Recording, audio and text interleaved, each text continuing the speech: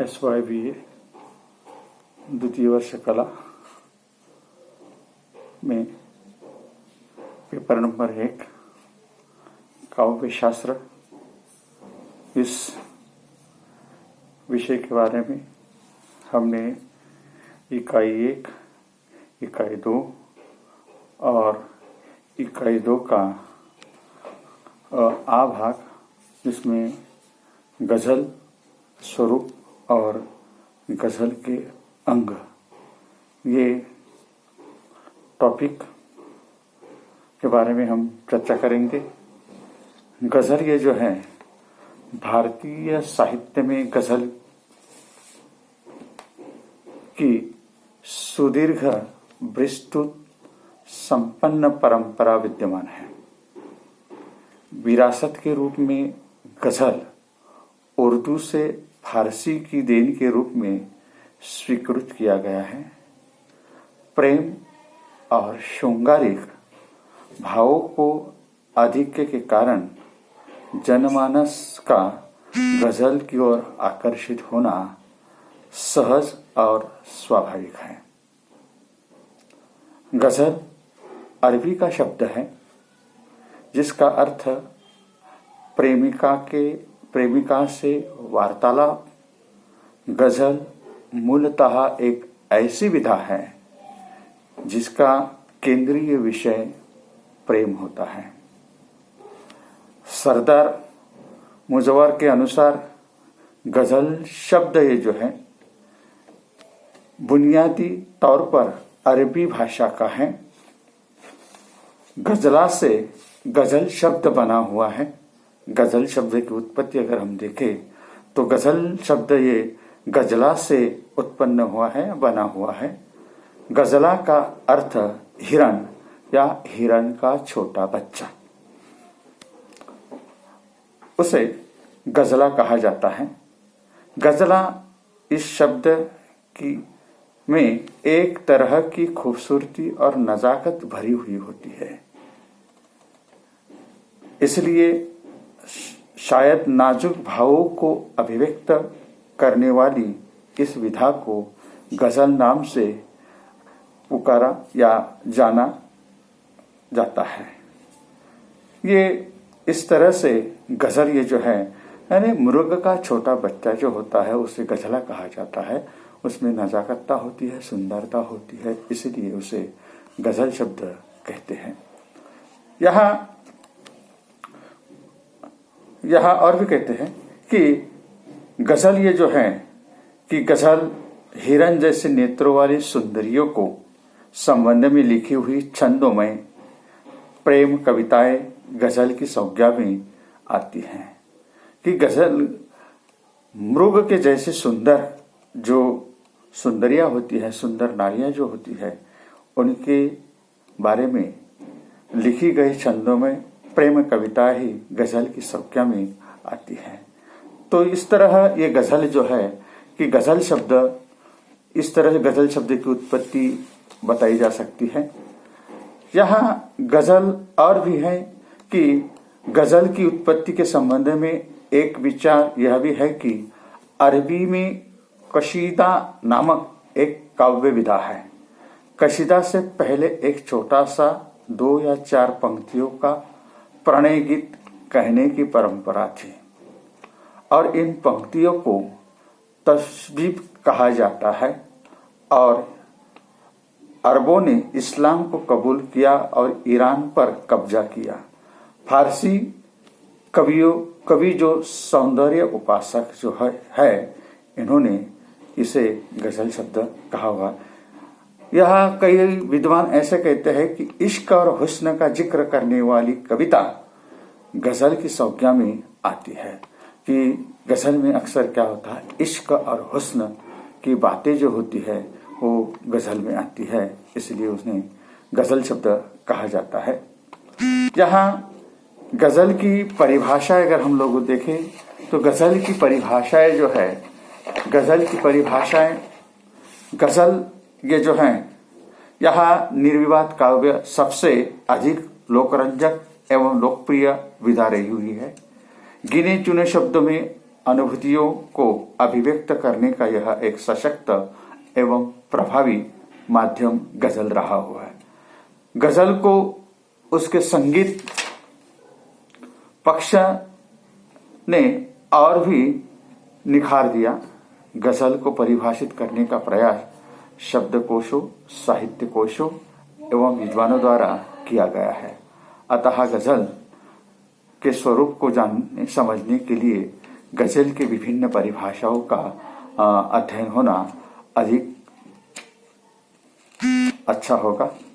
इससे पहले नालंदा जो है कि गजल शब्द की परिभाषा है, नालंदा विशाल शब्द सागर में गजल के शब्द के बारे में लिखा हुआ है। फारसी और उर्दू में श्रृंगार रस की कविता यानी गजल है। बृहद हिंदी शब्दकोश के अनुसार फारसी उर्दू में मुक्त काव्य का एक भेद जिसका प्रधान विषय प्रेम होता है उन्हें गजल कहा जाता है। हिंदी साहित्य कोश में गजल के बारे में इसकी परिभाषा दी गई है कि गजल के विषय में लिखा है, गजल में प्रेम भावनाओं का चित्रण होता है। गजल का शाब्दिक अर्थ है नारियों से प्रेम की बातें करना यानी गजल है। मराठी में अगर हम देखें, मराठी शब्दकोश की दृष्टि से अगर देखा जाए तो मराठी में इसकी परिभाषा बताई हुई है कि प्रियतमेशी प्रीतीच्या व जवानीच्या गोष्टी बोलणे, प्रेम पात्राशी गुजगोष्टी करणे व खेळणे उर्दू फारसी कवितेचा एक प्रकार म्हणजे गजल।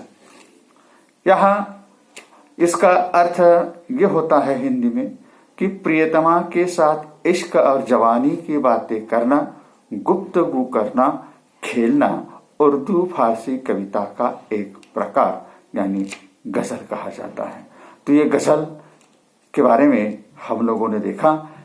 कई और भी विद्वान हैं जो कहते हैं कि फिरोज अली लुगत ने गजल के बारे में कहा हुआ है। उनकी परिभाषा है, औरतों से बातें करना, औरतों के हुस्न जुमाल की तारीफ करना, नज्म की एक निफ्स जिसमें इश्क मोहब्बत का जिक्र होता है, उसे गजल कहा जाता है। गजल का हर शेर जादूगुना मजनून का हासित होता है। यहाँ इस तरह गजल ये जो है, गजल के बारे में बहुत सारे विद्वानों ने अपने मत यहाँ रखे हुए हैं।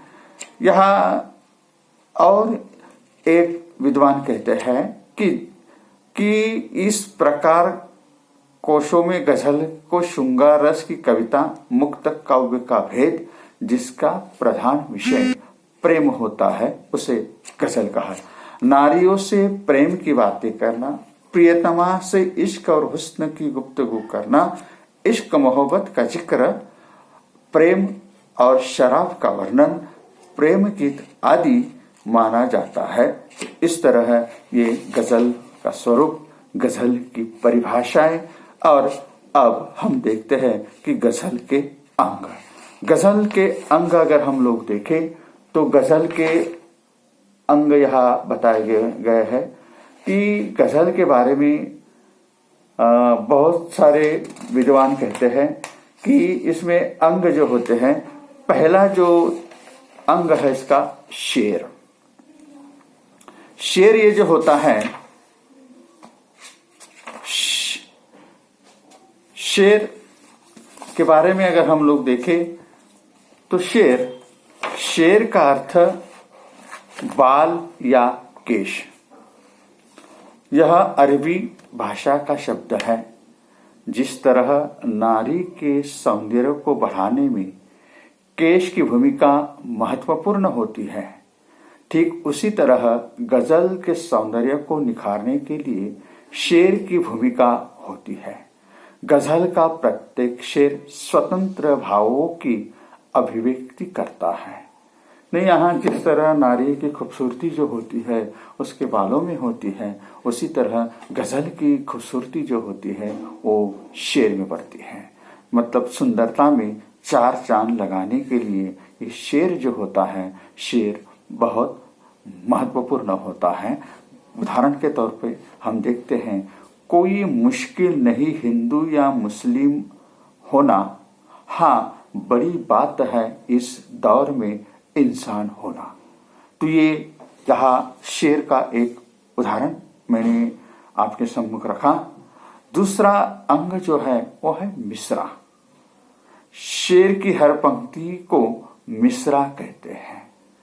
प्रत्येक शेर में दो पंक्तियां होती हैं। शेर के पहले मिसरे को मिस्र ए उला और दूसरे को मिस्र ए सानी कहते हैं। उदाहरण के तौर पर यह बताया जा सकता है कि अनुभव की पाठशाला ने सिखाया है बहुत, अनुभव की पाठशाला ने सिखाया है बहुत, जो सिखाया है वो मेरे काम आया है बहुत। तो इस तरह ये मिसरा। इसके बाद में तीसरा अंग जो आता है वो आता है काफिया। काफिया ये जो है, काफिया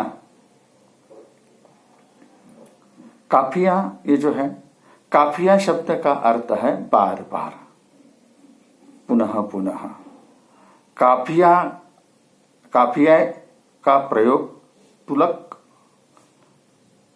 मिलने की दृष्टि से किया जाता है। उसे उपांत्य यमक भी कहा जाता है। यहाँ काफिये के लिए दो पंक्तियां, दो रोटी के अलावा चार की बातें नहीं करते, दो रोटिये के अलावा चार की बातें नहीं करते, करोड़ों लोग कोठी कार की बातें नहीं करते।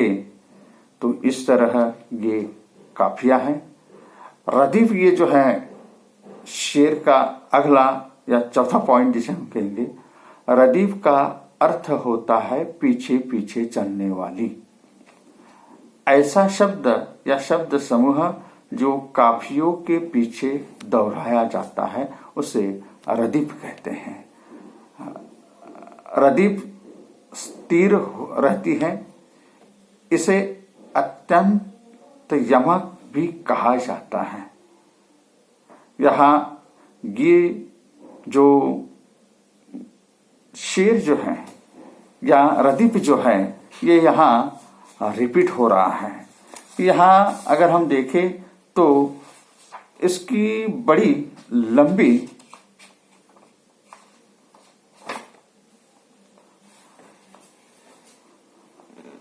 यहाँ कि आशिक बना दिया तेरी बात ने हमें, आशिक बना दिया तेरी बात ने हमें, महक महक कर दिया बरसात ने हमें, ओटो पे उंगली रख यूं देखा ना करो, फिर नींद नहीं आती उस रात में हमें, माथे पर उनके झूलती वो जुल्फ की कटार, सब लूट लिया उसकी उस घात ने हमें, कत्ल का अंदाज हाय क्या हसीन है, बुला लिया मस्जिद में उनकी बात ने हमें, अपनों को कैसे लुटाना यह जानती हो तुम, मार मार मारा उनकी जात ने हमें।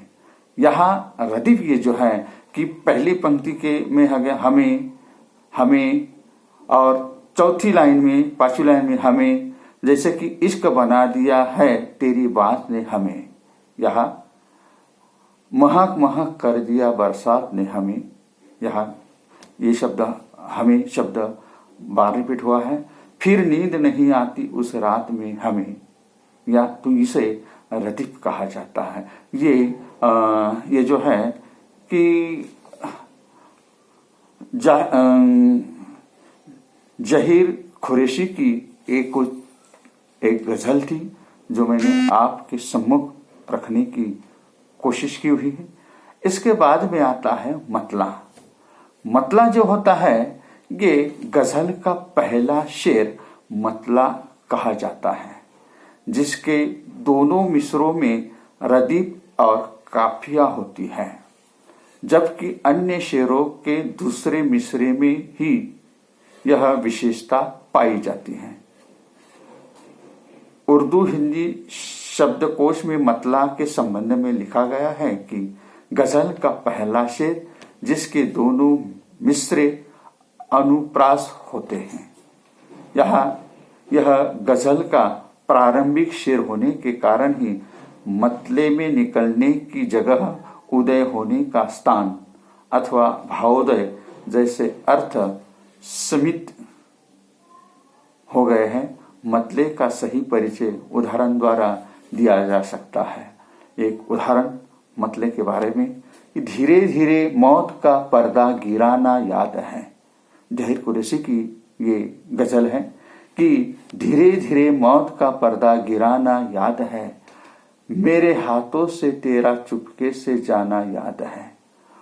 उक्त शेर की दोनों पंक्तियां जो हैं, ये दोनों पंक्तियों में गिराना, जाना, काफिया तथा याद, रदीफ का प्रयोग मिलता है, जिससे दोनों पंक्तियों में तुक मिलती है। अतः यह शेर गजल का मतला कहा जाता है। यदि गजल के दूसरे शेर के दोनों मिसरों में भी काफिया और रदीफ हो तो उसे हुस्न ए मतला या मतला ए सानी कहा जाता है। आखिरी जो गजल का अंग होता है वो होता है मक्ता। मक्ता गजल के अंतिम शेर को मक्ता कहते हैं, जिसमें कवि की तकलुस अर्थात कवि का नाम या उपनाम का प्रयोग होता है। डॉक्टर अरशद जमाल के मतानुसार गजल के आखिरी शेर को जिसमें शायर का नाम अथवा उपनाम हो उसे मक्ता कहते हैं। अगर नाम न हो तो उसे केवल गजल का आखिरी शेर ही कहा जाता है। मक्ते में भाव प्रकाशन की क्षमता अपने चरमोत्कर्ष पर होती है। यह मक्ता का एक उदाहरण आप लोगों को बताता हूं। हम कहा के दाना थे, किस हुनर में यकता थे, बेसबब हुआ गालिब दुश्मन आसमा अपना। यहाँ उक्त शेर में गालिब तकलुस का प्रयोग किया गया है, अतः इसे मक्ता कहा जाएगा। तो इस तरह SYBA के जो छात्र जो हैं, जिसके सिलेबस के लिए ये काव्य के बारे में, गजल काव्य के बारे में जो विद्यार्थी अधिक अभ्यास करना चाहते हैं, वो अपने यहाँ जहीर कुरैशी की जो किताब है उस किताब से या अन्य जो है गालिब वगैरह इनकी किताबों का अध्ययन करके गजल के बारे में विस्तृत अध्ययन या ज्ञान आप प्राप्त कर सकते हैं। यहाँ पर ये यूनिट नंबर 2 जो है उसके घटक उपघटक जो हैं ये यहाँ पर अध्ययन कर अध्यापन कर यहाँ पूरे होते हैं। और तीसरा यूनिट जो है वो स्पेशल मतलब अलंकार, जिसे अलंकार के बारे में हम अगले व्याख्यान में चर्चा करेंगे।